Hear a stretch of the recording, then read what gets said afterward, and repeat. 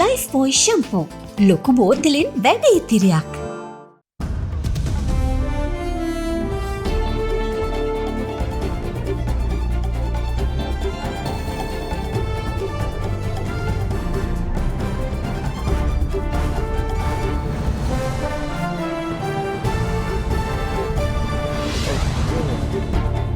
Tonight, turning the tide, Sri Lanka's peaceful protests take a violent turn after police opened fire on fuel protesters in Ramukkana, killing one.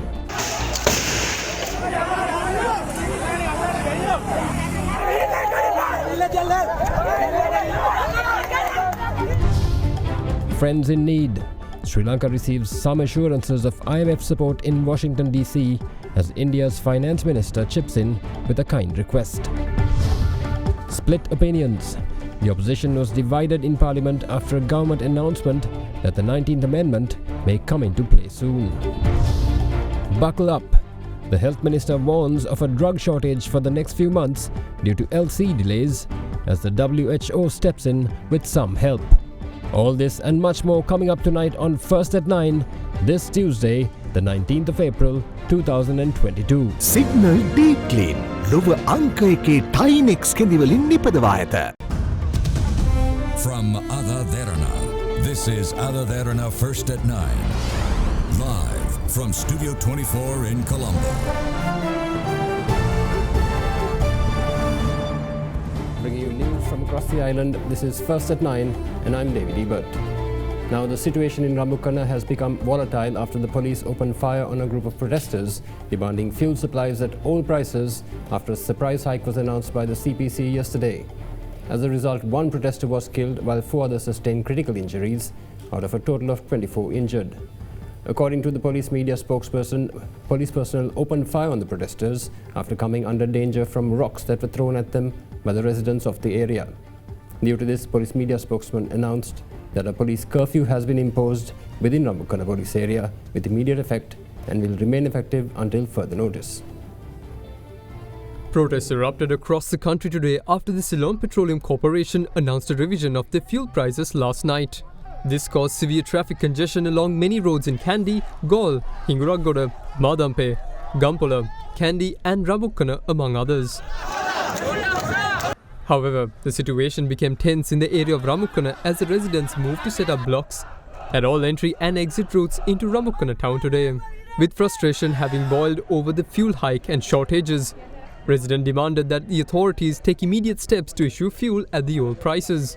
The protesters also blocked the main railway line for over 15 hours today, forcing the police to fire tear gas in the evening in order to disperse the group. However, by then the blockage had already led to delays in 8 scheduled trains, according to the railway department. The situation then escalated further after this as the police had opened fire on the protesters in an attempt to disperse them from the area. According to the latest report, 10 people have been admitted to the Kegal hospital with gunshot injuries and tragically one other person had died from his injuries. Hospital sources say that 4 among the 10 have sustained critical injuries while 1 has been transferred to the intensive care unit.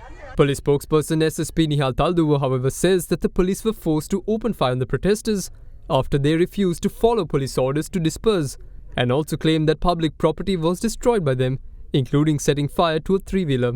He explained that the police then opened fire on the protesters after they were pelted with rocks. In the meantime, protests at the Golfers Green continued into its 10th straight day.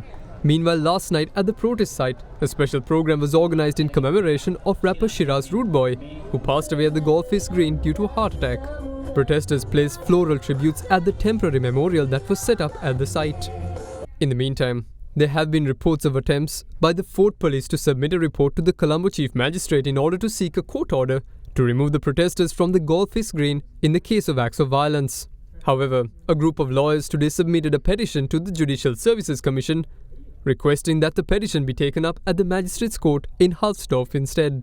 Over 100 lawyers signed the petition that was submitted to the Commission. The petition noted that they have received information that controversial magistrate Tilina Gamage had been appointed as Colombo Chief Magistrate in order to allow the order to be delivered. They stated that the police department is attempting to provide misleading facts to the magistrate in order to be able to disrupt a peaceful protest. The petitioners further state that they have evidence in their possession to suggest that the magistrate Tilina Gamage has close ties with Prime Minister Mahinda Rajapaksa and of his brother being closely associated with Minister Dinesh Gunawardena.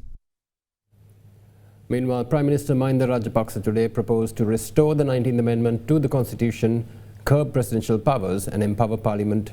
Addressing Parliament on the first sessions for the Sinhala and Tamil New Year, Prime Minister Rajapaksa said it was important that a solution to the multiple crises are found on a solid economic, political and social foundation.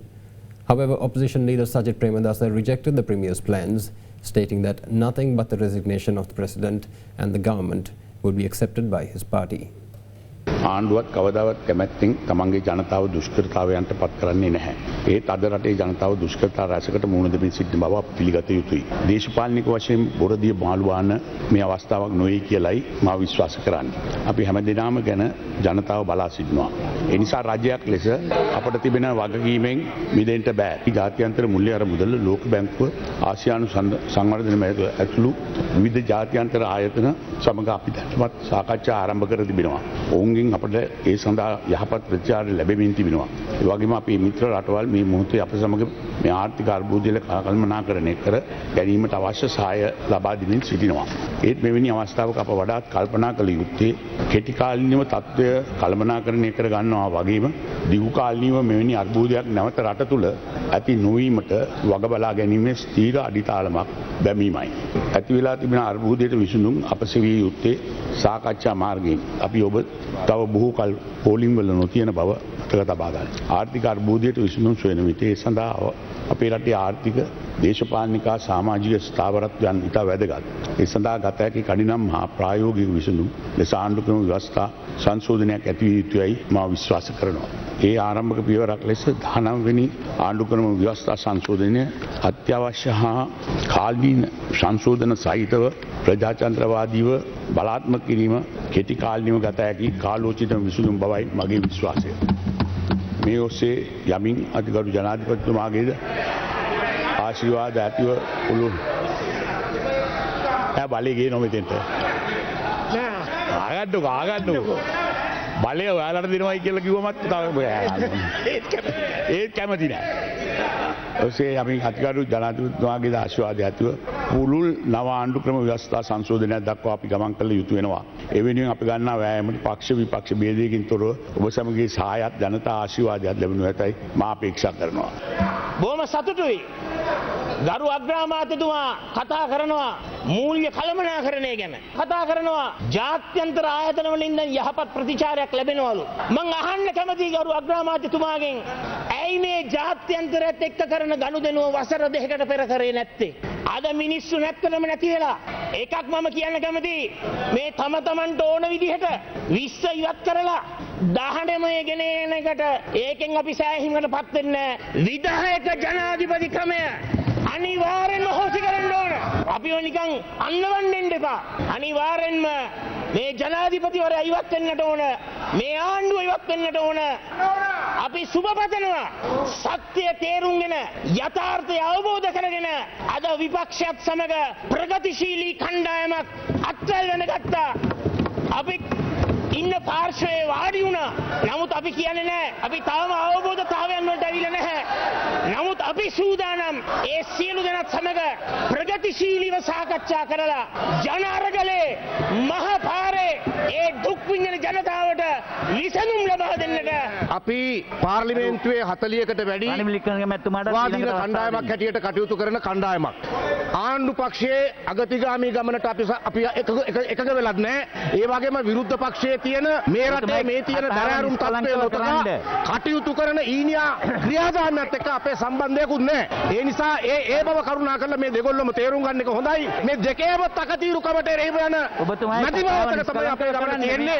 ඒක මම අවධාරණය කරනවා. ඒ නිසා කවුරුත් කාගේවත් සාක්කුවට ඔඩක්කුවට අපිව දාගන්න කලබල වෙන්න එපා කියලා බොහොම ගුණාවෙන් ඉල්ලනවා. අපි ඉස්සෙල්ලා සංසුන් වෙමුද ටිකක්. අපි මෙතන වැඩ කරන් රට අපි දිහා බලාගෙන ඉන්නවා. ගිය සතිය වාගේ අපි ආපහු කරොත් මේ මෙතෙන්ටයි එන්නේ කණ්ඩායම. වෙන කොහාටවත් නෙමෙයි. ආරක්ෂා කරන්න පුළුවන් අපේ ක්‍රියාවෙන් පමණයි. අගමැතිතුමාට මම කියන්න කැමතියි මේ රටේ තත්ත්වය අනුව විපක්ෂය ඒ අයගේ වගකීම අත්හරින්නේ නැහැ. අද අපි මුහුණ දෙන්නේ උඟක් අමාරු කාලයකට. මම එකක් කියන්න කැමතියි. යන්න මේක තවත් අමාරු වෙනවා.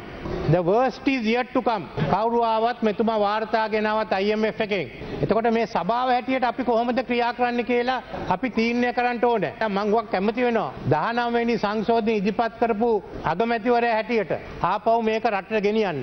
මම එකම ඉල්ලීමයි තියෙන්නේ. කරුණාකරලා 20 වෙනි සංශෝධනය පුළුවන් තරම් විගහට රෙස්පෙක්ට් එකට යවන්න. එතකොට අපි මේක 19 අපි මෙතෙන්ට ක්‍රියා කරමු. ඒව කරන්න උවමනයි. මොකද ජනාධිපතිතුමාට ජනවරම ලැබුණේ 19 යටතේ. 20 යටතේ ක්‍රියා කරන්න ජනවරමක් නැහැ. අයිතියක් නැහැ. දැන් අපි ඒක මෙතෙන්ට ගෙනියමු. මොකද එකක් කියන්න කැමතියි. මේ පෝලිම් මොකක්වත් ඉවර වෙන්න යන්නේ නැහැ. අපි කොහොමද සහන දෙන්න කියලා මේ අයවැය සංශෝධනය කරන්න ඕනේ. Now, Minister of Finance Ali Sabri met with the Managing Director of the International Monetary Fund, Kristalina Georgieva, at the IMF headquarters in Washington, D.C. today. In a release issued after the meeting, the Ministry of Finance stated that the IMF was positive on working with Sri Lanka on achieving a sustainable solution, while discussions on extended fund facilities for Sri Lanka were also discussed. Meanwhile, Sri Lanka's chances were given a boost by India's Finance Minister Nirmala Sitharaman as well during her talks with the IMF chief, where she urged the IMF to lend Sri Lanka the assistance it needs. Minister of Finance Ali Sabri met with the Managing Director of the International Monetary Fund, Kristalina Georgieva, at the IMF headquarters in Washington, D.C. today.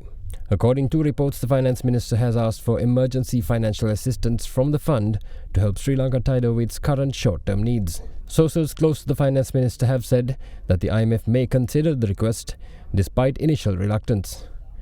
The Sri Lankan delegation left for the US on Sunday with the hopes of receiving approval for a program that will help shore up Sri Lanka's foreign reserves and also help it get bridge financing to pay for essential imports of fuel, food and medicines. Reports say that the IMF has commended the steps already taken by the Finance Minister to mitigate Sri Lanka's situation and has also assured its fullest support. According to Finance Minister Sabri last week, Sri Lanka would require between $3 and $4 billion in the coming months from multiple sources, including the IMF, the World Bank and India, to stave off the crisis. Meanwhile, Indian Finance Minister Nirmala Sitharaman has also met with the IMF Managing Director on the sidelines of the IMF spring meetings that are currently underway. According to a release by the Indian Ministry of Finance, Finance Minister Sitharaman has made representations to the IMF calling for assured support for Sri Lanka. The release adds that Georgieva has praised India's financial assistance to the island, while Sitharaman has urged the IMF to lend Sri Lanka the assistance it needs. Finance Minister Sitharaman and a top-level Indian economic delegation met with Finance Minister Ali Sabri and his delegation at the IMF headquarters yesterday, where she assured India's fullest support and reiterated its commitment to developing the Sri Lankan economy and building a stronger bond. Sitharaman has also assured India's fullest support in Sri Lanka's deliberations with the IMF, including on expediting an extended fund facility. Meanwhile, following the hike in fuel prices last night by the Ceylon Petroleum Corporation, Minister of Transport Dilum Amanugama announced a 35% hike in bus fares. However, the minister says that there will be no change in train fares at the moment, but steps might have to be taken in the future. The Ceylon Petroleum Corporation raised its prices of 92-octane petrol by 84 rupees to 338 rupees, while 95-octane petrol was hiked by 90 rupees to 373 rupees. Meanwhile, the price of auto diesel was raised by 113 rupees to 289 rupees today, while the new price of super diesel is now 329 rupees after a 75 rupee hike. The Ceylon Petroleum Corporation says that the price hike was aimed at reducing fuel sale losses. Speaking to media today, the new Minister of Power and Energy Kanchana Wijesekara said that a fuel price formula will be introduced for both the CPC and the Lanka IOC next month. මෙරටේ තිබෙන බලශක්ති අර්බුදය සහ විදුලි අර්බුදය කියන දෙක සහ ආර්ථික අර්බුදය කියන තුන කළමනාකරණය කිරීම වෙනුවෙන් අපිට ඊයේ රාත්‍රී කාලේ යම්කිසි මිල සංශෝධනයක් කරන්න සිද්ධ වුණා. ඒ පිළිබඳව පළමුවෙන්ම අතරම කනගාටුවට පත් වෙනවා ජනතාව මත තිබෙන පීඩනය තව තවත් වර්ධනය වීම පිළිබඳව. විශේෂයෙන්ම IOC සමාගමත් එක්කත් අපි සාකච්ඡා කරා. අපි ඔවුන්ගෙන් ඉල්ලීමක් කරා ඔවුන්ට හිතන ආකාරයට මිල වෙනස් කිරීමකින් තොරව අපිත් එක්ක මේ පිළිබඳව සාකච්ඡා කරලා ඉදිරියේදී ලෝක වෙළඳ පොලේ පවතින බොරතෙල් මිල, ඒ වගේම පවතින ඩොලරයේ මිල මේ සියල්ලම සැලකිලිට අරගෙන අපි එක මිල සූත්‍රයක් යටතේ IOC සහ සිපෙට්කෝ කියන ආලවිසල් දෙකෙන්ම ඉහළ දාන්න අවස්ථාවල්දී ඉහළ දාන්නත් පහළට වැටෙන අවස්ථාවල්දී පහළ දාන්නත් අපි වාචිකව ඊයේ දවසේ එකඟතාවයට පත් වුණා. ඊළඟ මාසේ මිල සූත්‍රයක් හඳුන්වා දෙන තුරු සති 4ක් දක්වා එකම මිලකට පවත්වාගෙන යාම සඳහා IOC සහ අපේ මිල ගණන් එක මට්ටමක පවත්වාගෙන යා යුතුයි කියලා. අපිට ඉන්ධන ලබා දීමේ ගැටලුවක් මේ මොහොතේ නැහැ. තොග තියෙනවා අපිට පෙට්‍රල් සහ ඩීසල් කියන තොග. In the meantime, the hike in prices of fuel meant that a hike in public transport fares would also be imminent. As such, Minister of Transport Dilu Mamunugama said today that the price of fuel will have to be increased by 35%. With this being the case, the new minimum bus fare will be 27 rupees, a hike of 7 rupees from its former rate of 20 rupees. During a media briefing today, Transport Minister Dilu Mamunugama said that there, however, will be no change in train fares for the moment. That 35% increase will prevail to all the other sections of the transport costing with regard to the private bus, and also SLTB buses also will increase the charges accordingly. Train fares will not be renewed or will not be hiked up for the moment since it's a 100% government department, but this might create an anomaly with the bus fares and the train fares. So in future, not immediately, but in future, we might have to go for some sort of price increase with the railway also, because railway presently also is running at a loss, and this price increase will make it run at a bigger loss. And we'll be back with more local news after this short break. Do stay with us.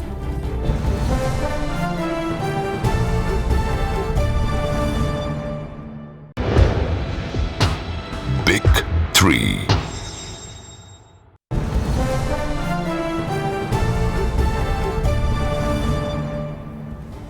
Welcome back. Minister of Health Professor Channa Jayasumana admitted that there is a drug shortage in the country and it will continue for another 2 to 3 months due to delays in opening letters of credit as a result of the donor shortage. He added, however, that the country can expect a stock of medicines in the next 2 to 3 weeks after the World Health Organization agreed to an emergency supply delivery to Sri Lanka. Last week, the Department of Government Information issued a statement quoting the Health Ministry refuting media reports of a drug shortage in hospitals across the island. However, the statement led to some confusion as to what the real situation is and attracted outrage from many health sector factions. In this backdrop, the newly appointed Health Minister Professor Channa Jayasumana admitted that there is a drug shortage prevailing in the country in Parliament today. However, he assured Parliament that no fatalities have resulted due to the drug shortage. According to Professor Jayasumana, out of the 14 life-saving drugs in Sri Lanka, the Medical Supplies Division is only short of one life-saving drug, streptokinase, which is administered immediately after a heart attack to improve patient survival. He added that 37 essential drugs out of 646 are in short supply at the moment, while 45 out of the 486 non-essential medicines too need to be imported. Further, he also said that the MSD is also in need of 1,138 medical devices out of the 8,442 devices recommended for usage. Following discussions with global financial institutions, Sri Lanka received $10 million as emergency funding from the World Bank to purchase essential drugs earlier this month. Although steps have been taken by the Ministry of Health to open letters of credit to import these drugs, the problem now in hand seems to be different, which is a possible delay in their arrival. මම පෙබරවාරි මාසේ 8 වෙනිදාත් මේ ගරු සභාවට දැන්නුවා dollar ලබා ගැනීමේ ප්‍රශ්නය නිසා ඖෂධ ලබා ගැනීමේ පැහැදිලි ප්‍රශ්නයක් පැන නගිනවා සහ ඒ ප්‍රශ්නය දුරදිග යන්න පුළුවන් කියන කාරණේ ජනවාරි මාසේ පළවෙනි සතියේ ණයවර ලිපි විවෘත කරගන්න තිබුණු ඖෂධ සඳහා අපිට අප්‍රේල් මාසේ පළවෙනි සතිය දක්වා බලාගෙන ඉන්න සිද්ධ වුණා. මේ වෙනකොට ණයවර ලිපි විවෘත කර ගැනීම සඳහා අවශ්‍ය ඩොලර් ප්‍රමාණය අපිට ලැබිලා තියෙනවා. නමුත් එම ණයවර ලිපි විවෘත කර ගැනීමේදී සිදු වුණු ප්‍රමාදය නිසා ඒවායෙන් ලැබෙන ඖෂධ රටට ඒමේදී ප්‍රමාදයක් සිදු වෙනවා. ඇතැම් ඖෂධ දින 90ක් දක්වා ප්‍රමාද වෙන්න පුළුවන් කමක් තියෙනවා. ඒක නිසා ඉදිරියට එන මාස 3ක පමණ කාලයේදී ඖෂධ සැලකිය යුතු සංඛ්‍යාවක හිඟයක් ඇති වෙන්න පුළුවන්කම තියෙනවා.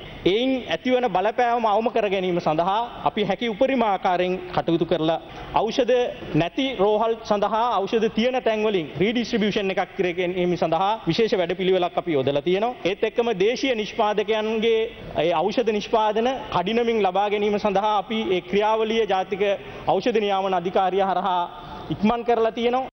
Speaking further, the Health Minister also said that the World Health Organization has agreed to provide an emergency medicine supply and a quantity of essential medical items that are expected to arrive in Sri Lanka in another 2 to 3 weeks' time. And following yesterday's revision on the mandatory rule on wearing face masks in public, the Health Ministry says that while the decision is a welcome one, those considered at risk must continue to wear masks to prevent serious infection. Further, immunologist Dr. Chandima Jivandara called the decision rational due to the high vaccination levels in the country and the non-circulation of serious variants in the world. Following an improvement in COVID-19 control in the country, daily cases have been on a major decline, with recent numbers falling below 50 per day. The caseload for yesterday stood at 48, a long way from the thousands seen months ago during the height of the pandemic. As for the fatalities, only 4 deaths were reported throughout the island during the past week. This has been achieved due to the combination of strict adherence to safety protocols, such as wearing a face mask by members of the public, as well as the country's highly commendable national vaccination drive. This is the reason Sri Lankans can now enjoy unlimited freedom of movement at almost pre-COVID levels. Sri Lanka's successful handling of a COVID situation was further cemented, with the Ministry of Health announcing that an end to the public face mask rule made mandatory under the COVID quarantine regulations established in October 2020. With effect from yesterday, the mandatory wearing of face masks in public was revoked. However, they will still be required for people using public transport as well as those attending indoor functions. The news has been met with some cautious optimism among the public, however. Speaking to AdaDerana English News, Deputy Director General at the Ministry of Health, Dr. Hemantha Herath, expressed support for the decision, but urged people considered part of risk groups to continue to wear masks in public to protect themselves from serious infection. Relaxing this requirement does not mean that it is the wearing of mask in outdoor is prohibited. That doesn't mean that you are not allowed to wear a mask in outdoors. So therefore, if someone is at risk of getting the disease, especially elderly people and those who are having comorbidities, they are requested to wear the mask wherever possible so that the risk of getting the infection can be minimized. And also concerns have been raised about the current situation where the people are gathered in various places in the form of protest and other situations. So therefore, will this create another outbreak of disease? We have already been told that as long as you are behaving in a responsible manner, whether it is indoors or outdoor, keeping the distance and also wherever required to wear the mask appropriately and also keeping your hands clean, I think we should be able to avoid any such things. Other health experts have also welcomed the move, calling it reasonable given the current COVID-19 situation in the country, as well as some relaxation of restrictions by other countries. Relaxing the outdoor mask policy is rational, given the fact that more than 80% of the eligible Sri Lankan population has received both doses of COVID vaccine, plus more than 50% of the eligible population have received the booster dose also. If you compare other European countries such as UK, France, Italy, Denmark, they have lifted their mask policy because their population is vaccinated, and even Singapore has made mask wearing optional. So majority of the countries with a very good vaccination move towards relaxing of the mask. And the other point we need to always consider is the circulating variants in a given country. For example, Sri Lanka had a massive outbreak of BA2 variant, that is the subvariant of Omicron. So we had an outbreak in Sri Lanka. And in other parts of the world, the troubling variant is BA2. So which means most of our population had the disease through the latest variant circulating in the world. So which means again, in terms of new variants, as per the data available right now, we don't have threatening variants circulating in the world. So which again means they are considerably safe considering the other parts of the world. And also, majority of our population has had a hybrid immunity. That means, apart from vaccination, some of them have had a natural infection also. So we call it as a hybrid immunity, which again gives extra protection for people. In the meantime, several countries in the world are offering a fourth vaccine that is prioritizing the immunocompromised. Israel was the first to begin the administration of a fourth dose, while countries such as Chile and Denmark have now followed suit. However, as for the Sri Lankan context, the Health Ministry's expert committee is yet to arrive at a decision on the matter. Experts are continuously reviewing the available data on the requirement of a fourth dose. However, so far we have not received or we are not in possession of a sufficient amount of data to warrant another fourth dose. But during this continuous review, if sufficient data is available and it warrants the introduction of a fourth dose, that will be done according to the recommendations of the experts. Now, the National People's Power protest march from Berwala to Colombo calling for the removal of the incumbent government concluded today at Lipton Circus. People numbering easily over 1,000 were seen having joined the protest march today all the way into Colombo. The three-day protest march organised by the National People's Power against the present government was concluded today after the march reached Lipton Circus in Town Hall. The march, dubbed the People's March, began at Berwala town on the 17th of April.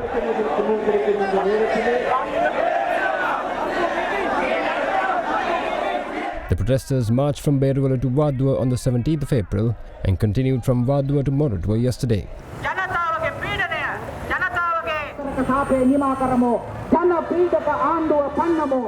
This morning, the protesters continued their march from Moratuwa, which culminated in a protest rally at Lipton Circus. The protest attracted a massive crowd of supporters, estimated easily at over 1,000 people, who joined the protest march, led by Janata Vimukti Peramunu leader Anura Kumara Dissanayaka, other National People's Power members, artists, doctors, lawyers, university professors, and a large number of professionals from various fields. Meanwhile, heavy traffic congestion was witnessed along the Galle Road and several other areas, obstructing vehicular movements and leading to major delays for commuters. Now, ratings agency Moody's has downgraded Sri Lanka's long-term foreign currency issuer and senior unsecured debt ratings to CA from CAA2 today. However, Moody's has given Sri Lanka a stable outlook following government talks with the IMF, which they believe will boost investor confidence in the future. Moody's Investor Service downgraded the Sri Lankan government's long-term foreign currency issuer and senior unsecured debt ratings to CA from CAA2 yesterday. However, the outlook has been left as stable. The decision to downgrade the rating is driven following the announcement of debt servicing suspension on external public debt repayments, which will lead to a series of defaults. Given the low level of foreign exchange reserves compounded by the rise in balance of payments pressures with higher fuel and food prices and slow recovery of tourism and foreign direct investment inflows, Moody's assesses that private sector creditor losses stemming from the eventual debt restructuring is likely to be material and exceeded the limited levels of losses consistent with the previous CAA2 rating. This assessment further reflects governance weaknesses in the ability of the country's institutions to take measures that decisively addresses the very low adequacy of foreign exchange reserves and very weak debt affordability, thereby contributing to loss given the default, at least in line with precedents by other defaulting sovereigns. Although credit pressures remain significant, the stable outlook reflects Moody's view that the scale of losses that private sector creditors could face with a debt restructuring would likely be consistent with levels associated with the CA rating. Further, the government is seeking financial support from the IMF, which would likely be accompanied by reforms and a gradual recovery of foreign investor confidence. A quicker recovery of foreign debt exchange inflows, including non-debt generating inflows, would in turn limit losses to private sector creditors. Now, the Purchasing Managers Index prepared by the Central Bank of Sri Lanka for the month of March improved to an index value of 57.8 due to production and employment improvements. However, the CBSL expects business activities for the next 3 months to deteriorate for the first time since August 2021 due to the growing uncertainties and challenges in the economy. The manufacturing PMI displayed a slow increase on a month-on-month basis to an index value of 57.8 due to the improvements observed in production, new orders, and employment sub-indices following the seasonal demand. The increase observed in new orders and production sub-indices, particularly in the manufacture of textiles and apparel sector, was due to a cover-up arrangements ahead of the seasonal holidays. Though new orders in the manufacture of food and beverage sector increased in March 2022, catering to the new year demand, production and stock of purchases related to the same remained subdued, mainly due to supply-side constraints as a result of fuel shortage and scheduled power cuts. Services sector PMI recorded an index value of 51.3 in March 2022, indicating an expansion across the services sector, underpinned by the increases observed in new businesses, business activities, and employment sub-indices. New businesses rose at a higher pace in March 2022 compared to February 2022, particularly with the improvements observed in financial services, other personal activities, telecommunication, and insurance subsectors. However, expectations for business activities for the next 3 months deteriorated for the first time since August 2021, with the growing uncertainties and challenges with prolonged power cuts, supply shortages of fuel, gas, and other inputs, import-related issues, and restrictions amid foreign exchange shortage. Now, the Central Bank of Sri Lanka announced the official exchange rates for today as the Sri Lankan rupee depreciated further against the dollar. According to central bank's official exchange rates for the day, the selling rate of a US dollar now stands at 339 rupees and 99 cents. Meanwhile, the buying rate of the US dollar is listed at 327 rupees and 50 cents. In the meantime, several leading licensed commercial banks in Sri Lanka have declared their selling rate at 340 rupees. And that's all the news we have for you tonight. We hope you join us again tomorrow at the same time. Good night.